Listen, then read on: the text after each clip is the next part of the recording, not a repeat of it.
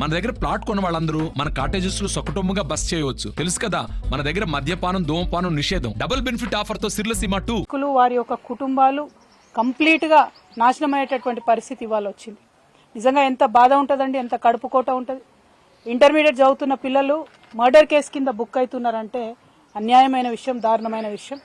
ఇది కేవలం ప్రభుత్వం యొక్క నిర్లక్ష్యం వల్ల, ప్రభుత్వం యొక్క ప్రత్యేకించి ముఖ్యమంత్రి రేవంత్ రెడ్డి గారి యొక్క పట్టిలేని తనంతో జరిగినటువంటి సంఘటన. ఈ ప్రభుత్వం ఏర్పడ్డప్పటి నుంచి చెప్తా ఉన్నాం మేము. డిసెంబర్లో మీ ప్రభుత్వం ఏర్పడింది, మార్చ్, ఏప్రిల్, మే, జూన్ దాకా ఆల్మోస్ట్ రకరకాల పరీక్షలు ఉంటాయి. పిల్లలందరూ చదువుకుంటూ ఉంటారు. దయచేసి దీంతో పాలిటిక్స్ చేయకండి. విద్యాశాఖకు సపరేట్గా మంత్రి లేడు కాబట్టి ముఖ్యమంత్రి గారు తక్షణమే రివ్యూ చేయండి అని పదే పదే పదే మొత్తుకున్నాం. నిజంగా ఒక తల్లిగా నేను చాలా బాధపడతా ఉన్నాను. ఇది నేను 5వ చావు చూడడం.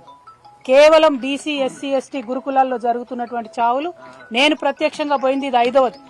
దాదాపు 12-15 మంది పిల్లల పొట్ట పెట్టుకున్నది కాంగ్రెస్ ప్రభుత్వం. ఎందుకంటే డిసెంబర్లో ఎప్పుడైతే ప్రభుత్వం మారిందో తక్షణమే ఒక్కసారి రివ్యూ చేసుకొని ఈ స్కూల్స్ అన్నిటిని చూసుకున్నట్టయితే బాగుండేది. ఎన్నిసార్లు సూచన చేసినా కూడా ఎంతసేపు పబ్లిసిటీ స్టంట్స్, పొలిటికల్ స్పీచెస్, ఇప్పటికి కూడా కేసీఆర్ మీద పడి ఏడుసుడు తప్పితే ఈ ముఖ్యమంత్రి గారు చేసింది ఏం లేదు. ఇవాళ ఒక తల్లిగా నేను ఆవేదనతో చెప్తా ఉన్నా. మేము చూసొచ్చినాం ఇవాళ తండాలో ఊరంతా కన్నీరు మున్నీరుగా ఏడుస్తున్నారు. ఎవరు తీసుకొచ్చి ఇస్తారు చెట్టంతా కొడుకును? ఎంత బాధ అవుతుంది. ఆ కడుపు కొత్త అర్థం చేసుకోవాలి కదా. ఎందుకు చచ్చిపోయారు పిల్లలు? చిన్న మిస్టేక్, చిన్న గొడవ ఆపడానికి అక్కడ ఎవరు లేకపోతే 8 మంది పిల్లల జీవితాలు ఇలా ఆగమైనాయి. మళ్ళీ ఇవాళ చెప్తా ఉన్నాం గౌరవ ముఖ్యమంత్రి గారికి, దయచేసి ఇప్పటికన్నా మీరు రివ్యూ చేయండి. ఇది పిల్లలాట కాదు. ఏదో పొలిటికల్ స్పీచ్ ఇచ్చి కేసీఆర్ని 2 మాటలు అనిపోయితే సమస్యలు సాల్వ్ కావు. బీసీ హాస్టల్లో 2 ఆడపిల్లలు చనిపోయినారు, భవ్య, వైష్ణవి. వాళ్ళిద్దరికి న్యాయం చేయాలి, కనీసం ఇన్వెస్టిగేషన్ చేయాలంటే చేతగానటువంటి ముఖ్యమంత్రి రేవంత్ రెడ్డి గారు ఇవాళ 2 బిడ్డల ఆడపిల్లల తల్లిదండ్రులు వచ్చి ధర్నా చౌక్ దగ్గర ధర్నా చేస్తా ఉంటే వాళ్ళని ధర్నా చేయనీయకుండా అరాచకంగా పోలీసులు తీసుకుపోయి అరెస్ట్ చేసిండ్రు. కేసీఆర్ గారి పాలనలో ధర్నా చౌక్ లేదు, అవసరం రానియలేదు. ఎవరొచ్చినా కూడా మేము మాట్లాడినాం, ఎవరొచ్చినా సమస్య పరిష్కారం చేసినాం. పారిపోలే మేము వెను చూపించి. జరుగుతాయి సమస్యలు ప్రజా జీవితంలో, నిలబడాలే. నిజంగా పరిష్కరించినప్పుడే ప్రభుత్వం అయితే తప్పితే విమర్శ చేస్తే ప్రభుత్వం కాదు.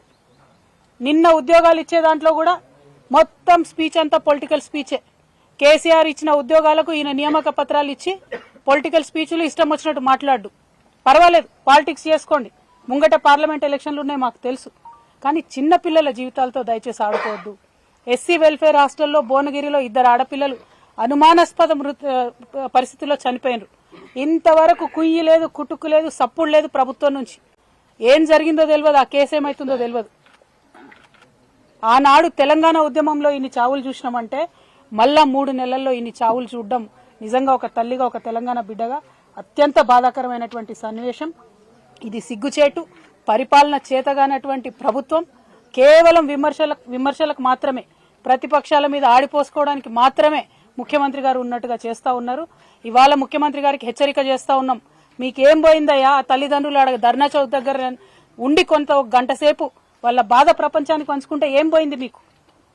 ఎందుకు వాళ్ళని అట్లా గొర్రెలక ఈడ్చుకుపోయి అరెస్ట్ చేసిండ్రు? ఆ అధికారం మీకున్నదా? ఇదేనా ప్రజా తెలంగాణ?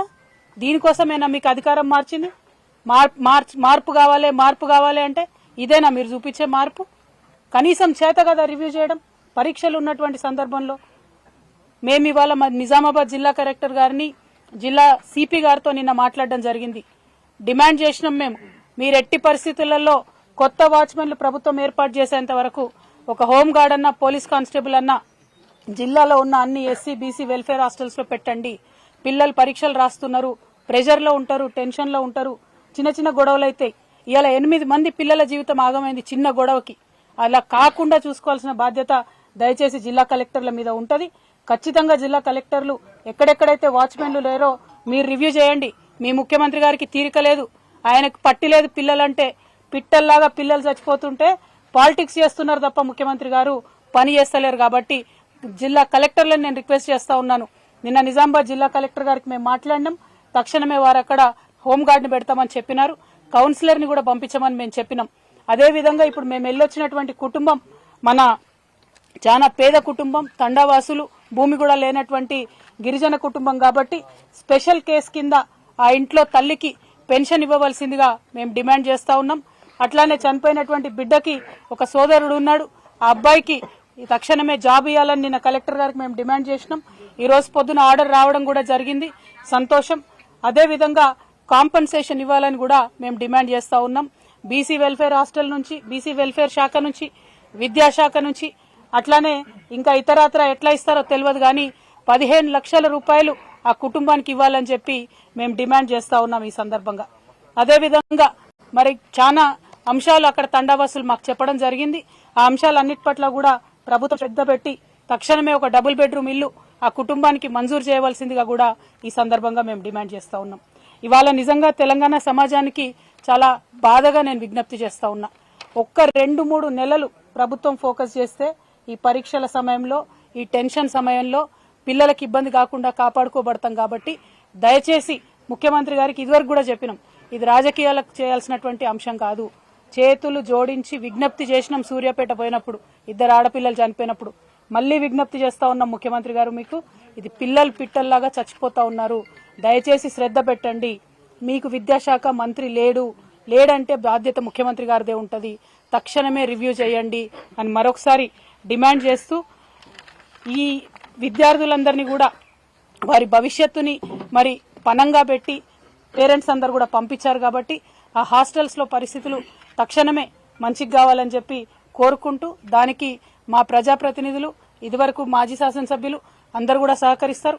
ఇక్కడ సురేందర్ అన్న నాకు తెలుసు, తను న్యూ ఇయర్ అయితే కూడా ఆఖరికి పోయి బీసీ, ఎస్సీ, ఎస్టీ వెల్ఫేర్ హాస్టల్లో సెలబ్రేట్ చేసుకున్నటువంటి వ్యక్తి.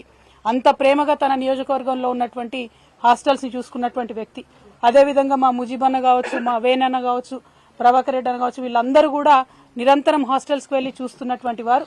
మరి వారందరికీ కూడా నేను విజ్ఞప్తి చేస్తా ఉన్నాను, మనం ప్రతిపక్షంలో ఉన్న, ప్రభుత్వంలో ఉన్న బీఆర్ఎస్ పార్టీ కార్యకర్తలం అంటే నిరంతరం ఉద్యమ నాయకులం కాబట్టి, ప్రజలతో ఉంటాం కాబట్టి మన బాధ్యతగా ఈ ఎగ్జామ్స్ టైంలో పిల్లలకు మీరందరూ కూడా దయచేసి అండదండగా ఉండాలని చెప్పి నేను ప్రత్యేకించి విజ్ఞప్తి చేస్తూ, మరి ఇంకా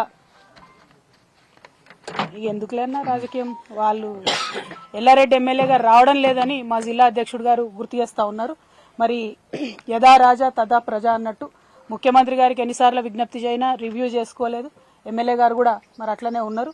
ఇప్పటికన్నా కొంచెం శ్రద్ధ పెట్టండి, ఈ పరీక్షల కాలంలో పిల్లల మీద ఆలోచన చేయండి అని చెప్పి ఈ ప్రభుత్వానికి మేము రిక్వెస్ట్ చేస్తా ఉన్నాం. Thank you. జై తెలంగాణ.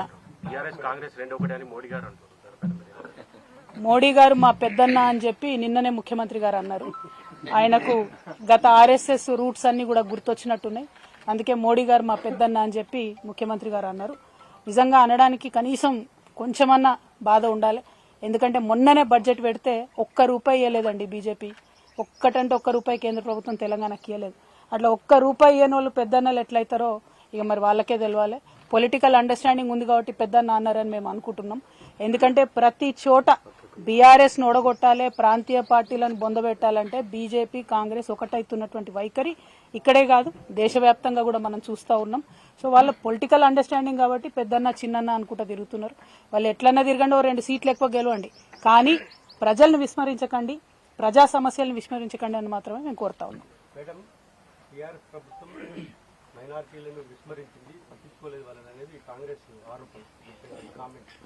కామారెడ్డిలో షబ్బీర్ అలీ గారు అని పెద్ద నాయకులు ఉంటారండి, వారు కూడా ఇవాళ కేసీఆర్ గారి మీద కూడా ఏదో స్టేట్మెంట్ ఇచ్చారు, నేను చూసిన. కేसीआर साहब बहुत मीठे बातें करके माइनॉरिटियों को गुमराह करे बोल के उन्होंने स्टेटमेंट दिए. मैं शब्बीर भाई से यही पूछना चाह रही हूँ, शब्बीर भाई आप याद करिए, माइनॉरिटी डिक्लेरेशन करके आप दिए, उसमें क्या दिए शब्बीर भाई? माइनॉरिटियों के लिए अलग से 1.5 लाख शादी मुबारक देते, ऊपर से 1 तोला सोना देते बोल के बोले.